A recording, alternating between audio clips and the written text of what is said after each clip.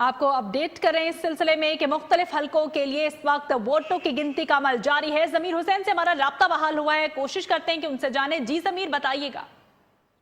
سابق وزیراعظم شاہد خاقان عباسی اپنے حلقہ مری جو ان کا آبائی حلقہ NA57 سے وہ الیکشن ہارے تھے، اور صداقت علی عباسی جو کہ پاکستان تحریک انصاف کے عہدیدار بھی ہیں، اور انہوں نے وہاں سے الیکشن لڑا تھا اور کامیابی حاصل کی تھی۔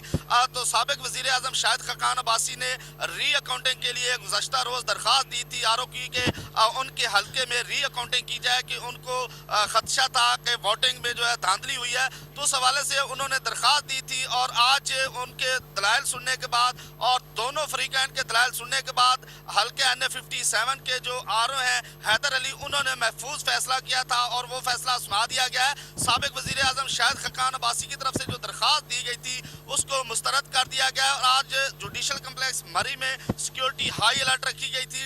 ہر طرح سے انتظامات کیے گئے تھے کہ نہ کسی قسم کا ناخوشگوار واقعہ نہ ہو جائے، کیونکہ پاکستان تحریک انصاف کے لوگ بھی وہاں پہنچے تھے، اور سابق وزیر اعظم شاہد خاقان عباسی اور مسلم لیگ نواز کے جو ان کے سپورٹرز ہیں، ووٹرز ہیں، وہ بھی وہاں پہنچے تھے۔ کسی قسم کا ٹھیک ہے ضمیر حسین، آپ ہمارے ساتھ ہی موجود رہیے۔